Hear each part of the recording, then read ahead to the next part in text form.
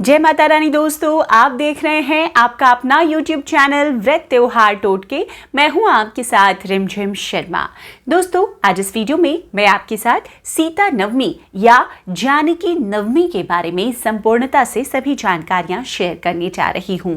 हर वर्ष वैशाख मास के शुक्ल पक्ष की नवमी तिथि को सीता नवमी मनाई जाती है।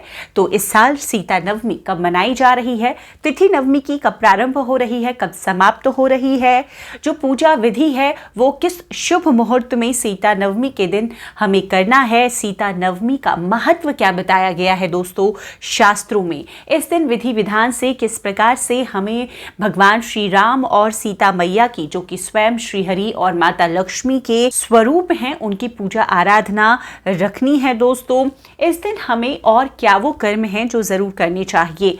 दोस्तों, सीता नवमी के दिन कुछ ऐसे उपाय हैं जिनको कर लेने से आपके जीवन में सुख सौभाग्य की कमी नहीं होती है। तो वो सभी जानकारियां इस एक वीडियो में आपको प्राप्त होने जा रही है। तो संपूर्ण जानकारियों के लिए वीडियो को अंत तक जरूर देखिए। दोस्तों, हर वर्ष सीता नवमी जो है, सीता माता का जन्मोत्सव, वो मनाया जाता है वैशाख मास के शुक्ल पक्ष की नवमी तिथि को। ठीक एक महीने बाद, देखिए, चैत्र मास की शुक्ल पक्ष की नवमी तिथि को राम नवमी मनाई जाती है और वैशाख मास के शुक्ल पक्ष की नवमी तिथि को सीता नवमी मनाई जाती है। मान्यता यह है कि इसी दिन राजा जनक के घर में सीता माता ने जन्म लिया था। दोस्तों, मान्यताओं के मुताबिक माता सीता को लक्ष्मी स्वरूपा ही माना गया है, इसीलिए इस दिन मां लक्ष्मी की पूजा करना भी बहुत शुभकारी होता है उनकी कृपा प्राप्त करने के लिए। तो सबसे पहले जान लेते हैं कि तिथि जो है वो कब प्रारंभ हो रही है सीता नवमी की और कब समाप्त हो रही है, पूजा का शुभ मुहूर्त क्या हमें इस दिन मिल रहा है।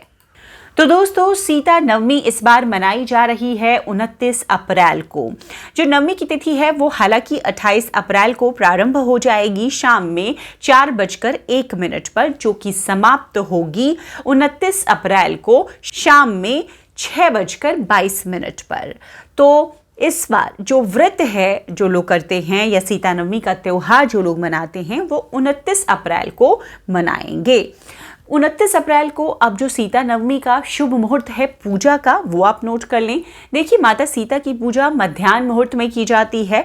तो ये जो मुहूर्त है दोस्तों, ये है आपको सुबह 10:59 से 1:38 तक।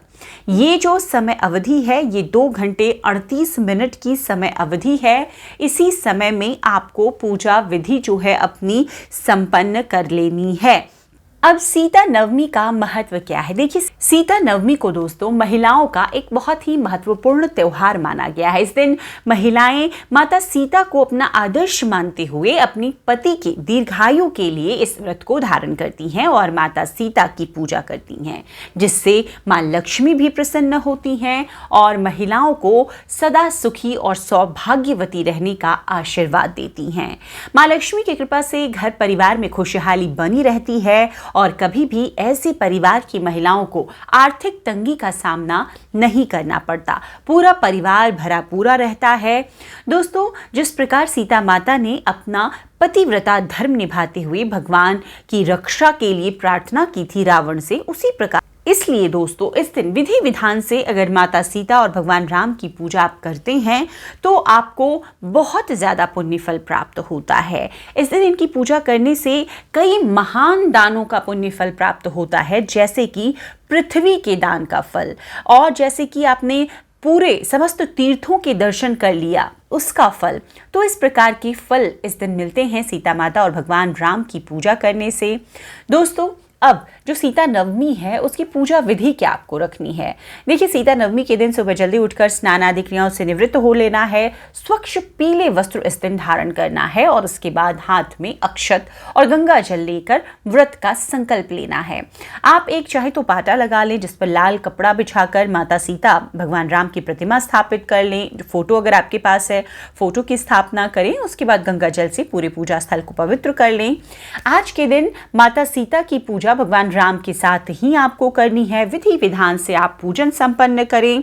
पूजा के लिए आपको पूजा की थाली में रोली, अक्षत, फूल, माला, चावल, धूप, दीप, फल जो आप चढ़ाना चाहते हैं, मिष्ठान जो आप चढ़ाना चाहते हैं, भगवान को अर्पित करना चाहते हैं, गाय का घी आपको चाहिए दीपक के लिए। और उसके बाद में अगर आप सीता माता की जो सीता चालीसा है वो पढ़ना चाहते हैं वो आप पास में रख ले। रामायण पाठ करना, अगर कोई अन्य पाठ करना चाहते हैं, माता के मंत्रों का जप करना चाहते हैं, वो आप रखें। दोस्तों, इस दिन सीता माता को सुहाग की सामग्री आपको ज़रूर अर्पित करनी चाहिए। और उसके बाद में पूजा जब आप संपन्न कर लेंगे तो ये जो सुहाग की सामग्री है किसी भी ज़रूरतमंद सुहागन महिला को आपको दान दे देना चाहिए। इसका भी बहुत ज़्यादा पुण्य फल प्राप्त होता है इस दिन अगर आप ऐसा करते हैं। सीता नवमी के दिन अगर आपने व्रत रखा है तो आपको इस दिन मीठा भोजन ही, या तो आप फलाहार रहें या मीठा भोजन ही रखें। जो कुंवारी कन्याएं अच्छे घरवर की प्राप्ति के लिए यह व्रत करना चाहती हैं वो सीता माता को इस दिन सुहाग की सामग्री ज़रूर अर्पित करें। विधि विधान से पीले वस्त्र पहनकर सीता मैया भगवान राम की पूजा आराधना करें और अच्छे घरवर की जो प्रार्थना है उनकी वो माता के सम्मुख रखें। दोस्तों, सीता नवमी पर दान में कुछ विशेष चीज़ें, जैसे मैंने कहा आपको, अगर आप भूमि का दान करते हैं बहुत महत्व है। सीता माता को भूमि से उत्पन्न पृथ्वी का दर्जा भी दिया गया क्योंकि पृथ्वी से उत्पन्न होकर माँ सीता पृथ्वी में ही समाहित हो गई थी। उन्हें भूमिचा कहा जाता है। और दोस्तों, आज के दिन अगर भूमि का दान करते हैं तो इसका भी पुण्य फल बहुत ज़्यादा प्राप्त होता है। इस दिन कोई अन्य दान भी, जैसे कि फल, मिठाइयों का, वस्त्र का दान आप कर सकते हैं, तो इस दिन दान भी ज़रूर करें।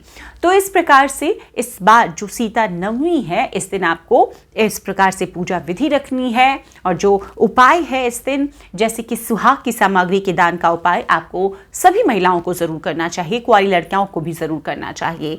इस दिन एक अन्य उपाय और आप कर लें कि किसी भी सीता राम के मंदिर में जाकर के वहाँ पर भगवान राम और सीता मैया की विधिवत पूजा आराधना करें और उन्हें संयुक्त रूप से एक फूलों की माला, अगर गुलाबी फूलों की माला मिल जाए तो बहुत ही अच्छा है, या पीले फूलों की माला भी आप अर्पित कर सकते हैं। यह आपके जीवन में सौभाग्य प्रदान करने वाला होगा और बहुत ज़्यादा आपको इसका पुण्य फल मिलेगा। देखिए, सीता माता लक्ष्मी स्वरूपा हैं, तो इस दिन उनकी पूजा अगर आप विधि विधान से करते हैं तो धन की, आर्थिक अगर कोई समस्या है उससे भी आपको मुक्ति मिलती है। तो उम्मीद करती हूँ जो ये संपूर्ण पूजा विधि मैंने आपके साथ इस वीडियो के जरिए शेयर की है आपके लिए उपयोगी साबित होगी। वीडियो अगर पसंद आए तो लाइक ज़रूर कीजिएगा, आगे अपने दोस्त, परिवार, मित्रजनों तक ज़रूर शेयर कीजिए।